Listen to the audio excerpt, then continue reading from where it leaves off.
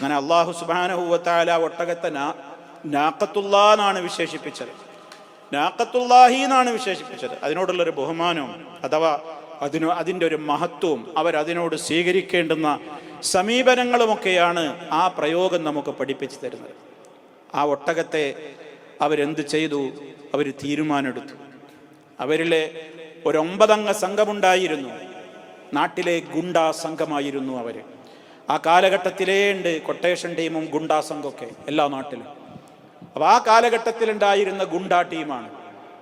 അവരിൽ ഒരുത്തനെ ശട്ടം കെട്ടി അവര് ഈ ഒട്ടകത്തെ അറുത്ത് കളഞ്ഞു. കസ്സബത്ത് സമൂദ് ബിതഗ്വാഹ ഇദിം ബഅസ അഷ്ഖാഹ ഫഖാല ലഹും റസൂലുള്ളാഹ് നാഖത്തല്ലാഹി വസുഖിയാഹ ഫകസ്സബൂഹു ഫഅഖറൂഹ ഫദംദമ അലൈഹിം റബ്ബുഹും ബിദംബിഹിം ഫസവ്വാഹ വലാ യഖാഫു ഉഖ്ബാഹ.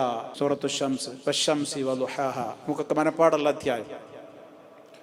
അവരുടെ കൂട്ടത്തിലെ ഏറ്റവും ഭാഗ്യം കെട്ടവൻ എഴുന്നേറ്റ് നിന്നു എന്നാണ്. അവരുടെ കൂട്ടത്തിലെ ഏറ്റവും ഭാഗ്യം കെട്ടവനാണ് അതിനു വേണ്ടി തയ്യാറായത്. തെറ്റെല്ലാവർക്കും ഉണ്ട്. കാരണം അവര് ഒരാൾ മാത്രമൊന്നുമല്ല, ഫഖറൂഹ എന്നാ പറയുന്നത്. അവരിലെ ഒരാളല്ലേ എഴുന്നേറ്റ് നിന്ന് ഈ കൃത്യം ചെയ്തത്. പക്ഷേ അല്ലാഹു തആല പ്രയോഗിച്ചതെന്താണ്?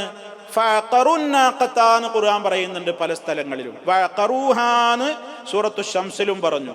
ഒരാളെ അർത്ഥത്. പക്ഷേ അഖറൂഹാന്ന് പറയാൻ എന്താ കാരണം എന്ന് ഖുർആൻ വ്യാഖ്യാതാക്കൾ പറയുന്നുണ്ട്.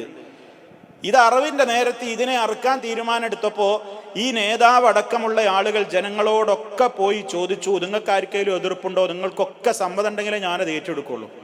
എല്ലാവർക്കും തൃപ്തി ഉണ്ടോ ഇതിനെ അറുക്കാൻ പോവുകയാണെന്ന് പറഞ്ഞപ്പോൾ എല്ലാവരും നാം എന്ന് പറഞ്ഞ് തലകുലുക്കി. അപ്പൊ സമ്മതായി.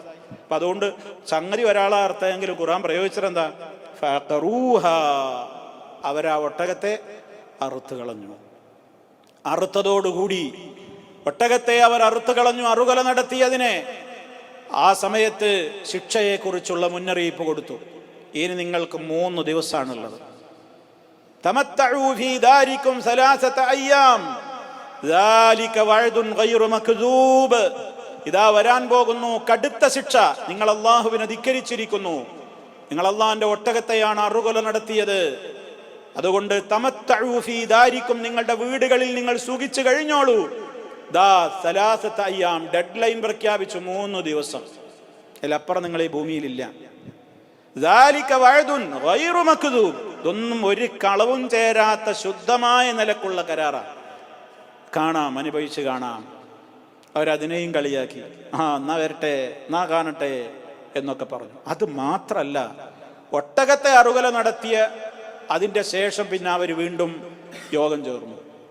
യോഗം ചേർന്നിട്ട് അവർ തീരുമാനമെടുത്തു, സാലിഹിനെയും കൊല്ലണം, സാലിഹിനെയും കൊല്ലണം, സാലിഹിന്റെ കുടുംബത്തെയും കൊല്ലണം. അതെപ്പോ കൊല്ലണം? രാക്കൊല നടത്തണം. രാത്രിയിൽ കൊല്ലണം. എല്ലാവരെ കൊണ്ട് സത്യം ചെയ്യിപ്പിച്ചു. നാട്ടിൽ ആളുകളെ കൊണ്ടൊക്കെ എന്ത്, ഞങ്ങളൊക്കെ അതിന് സമ്മതാണ്, ഞങ്ങളൊക്കെ അവനെ കൊല്ലാൻ തയ്യാറാണ്, അവനെയും അവൻ്റെ കുടുംബത്തെയും കൊല്ലാം. എന്നിട്ട് അവരുടെ തീരുമാനം എന്താണ്? കൊല നടന്നു കഴിഞ്ഞാൽ പിന്നെ എല്ലാവരും ഒരേ സ്വരത്തിൽ പറയണം, എന്ത്, ഈ രക്തത്തിൽ ഞങ്ങൾക്കൊന്നും പങ്കില്ലേ, ഞങ്ങളൊന്നും അറിഞ്ഞിട്ടില്ലേ എന്ന് എല്ലാവരും പറഞ്ഞു നടക്കും വേണം. അവൻ്റെ ആർക്കും പിന്നെ നമ്മളോട് പ്രതികാരം ചെയ്യാൻ പറ്റരുത്. ഞങ്ങൾ അറിഞ്ഞിട്ടില്ല എന്ന് പറയണം എല്ലാവരും. ഇതിന് ഞങ്ങളാരും സാക്ഷിയായിട്ടില്ല, ഞങ്ങൾ കണ്ടിട്ടില്ല എന്ന് എല്ലാവരും ഒന്നടങ്ങ് എന്ത് ചെയ്യണം? അപ്പൊ ഇരുളിന്റെ മറവിൽ പോയിട്ട് എല്ലാവരെയും കൊല്ലണം. കൊന്നിട്ട് പിന്നെ പിറ്റേന്ന് പറയണം, ഞങ്ങൾക്കിതൊന്നും അറിയില്ലേ എന്ന് പറയും ചെയ്യണം. ഇങ്ങനെയായിരുന്നു അവരുടെ തീരുമാനം.